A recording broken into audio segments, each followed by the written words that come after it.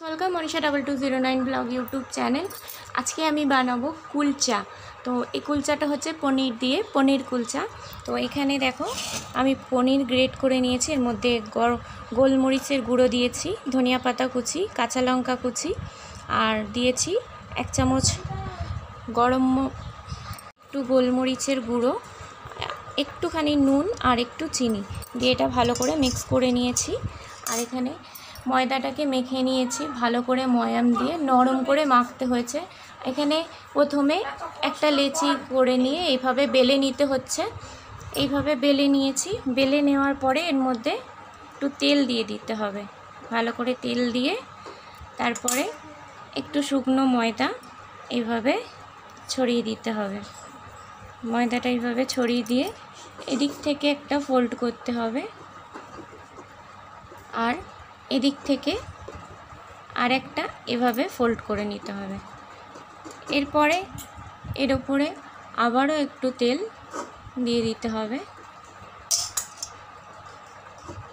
এইভাবে তেলটা দেওয়ার পরে আবার একটুখানি ময়দা এর মধ্যে শুকনো একদম দিয়ে দিতে হবে, দিয়ে আরেকটা এইভাবে ফোল্ড হবে।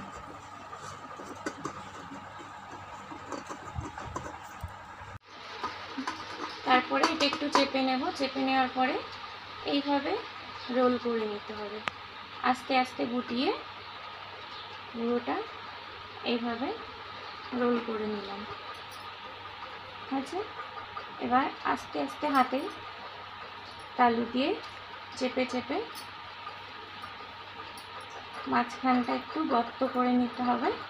যেভাবে আমরা পুর ভরে কোনো কিছু করি, পিঠে হোক যেমন পুর ভরে করি, সেইভাবে মাঝখানটা একটু গর্ত করে নিতে হবে। তারপরে এই পনিরটা দিয়ে দিতে হবে। পনিরটা এইভাবে দিয়ে প্রেস করে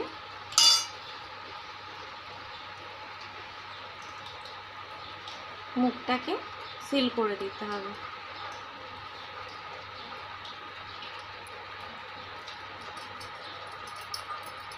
এইভাবে মুখটা সিল হয়ে যাবে।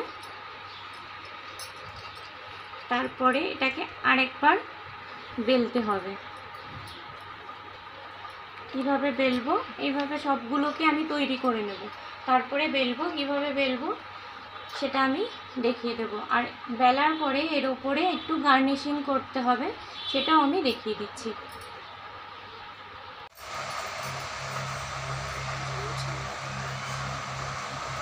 তো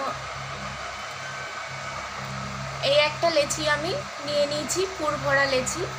এবার এটাকে আস্তে আস্তে প্রেস করে ময়দাতে একবার এরকম কোট করে নিয়ে আস্তে আস্তে করে ভুলবো।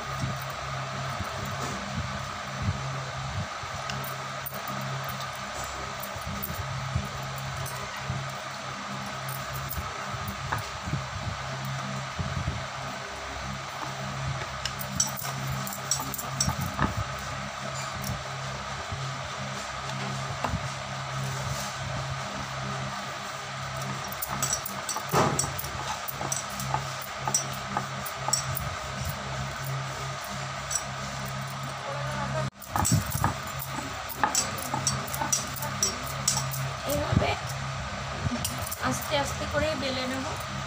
আর এর উপরে গার্নিশিংয়ের জন্যে এখানে আছে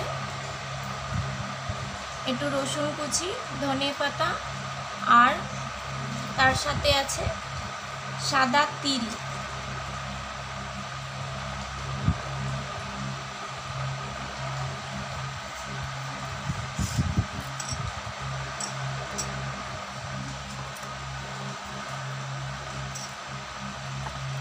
এইভাবে সব কুলচাগুলো বেলে নিতে হবে।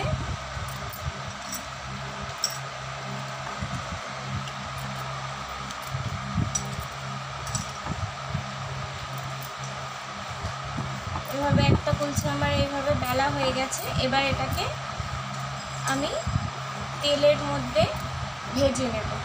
আপনারা চাইলে সাদা তেলেও ভাজতে পারেন, ঘিতেও ভাজতে পারেন, আবার বাটার দিয়েও ভাজতে পারে। তাহলে চলুন একটা ভেজে আমি আপনাদেরকে দেখিয়ে দিই। কুলচাটা বেলে নিয়েছি আর এখানে ফ্রাই প্যানে একটু তেল দিয়ে দিয়েছি। এবার কুলচাটা আমি এর মধ্যে ভেজে নেব।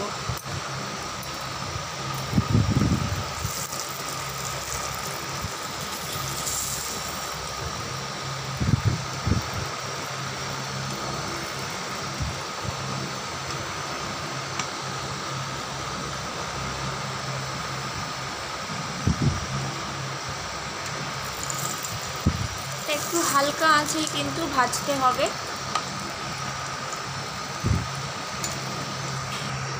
দেখুন কত সুন্দর আস্তে আস্তে করে ফুলতে শুরু করেছে। এখনও কিন্তু এক পাটটা এবার আমি উল্টে দিচ্ছি। আস্তে আস্তে করেই কিন্তু এটাকে ফ্রাই করে নিতে হবে। একটু কম আঁচে করলে কিন্তু কাঁচা থাকবে না, কম আঁচেই এটাকে ফ্রাই করতে হবে।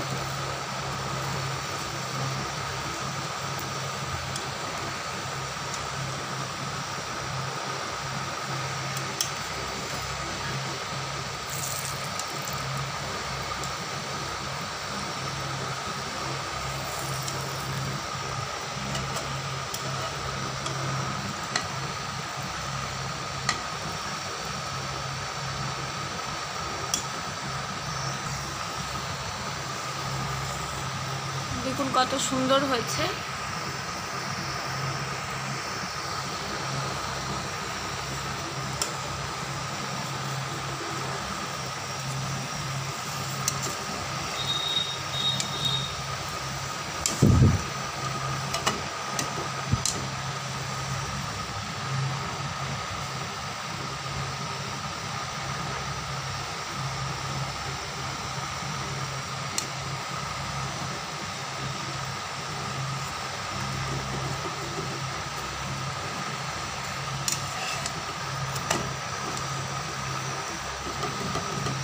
দেখুন কত সুন্দর হয়েছে কুলচাটা।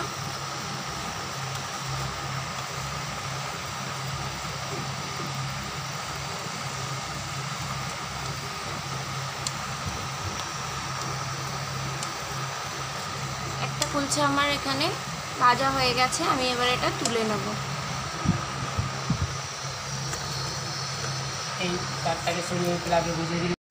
এইভাবে দেখুন আমি কটা কুলচা বানিয়ে নিয়েছি আর এখানে আরও হচ্ছে।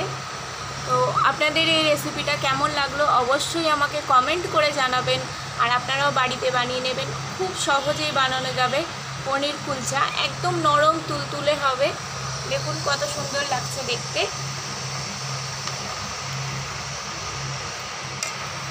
আমার এই ভিডিওটি ভালো লাগলে অবশ্যই লাইক কমেন্ট করবেন এবং পাশে থাকবেন। এভাবেই দেখা হবে আবার একটি নতুন রেসিপির সাথে, নতুন একটা ভিডিওতে। ততক্ষণের জন্য ভালো থাকবেন, সুস্থ থাকবেন। কত সুন্দর ফুলেছে কুলচাটা, দারুণ সুন্দর ফুলেছে।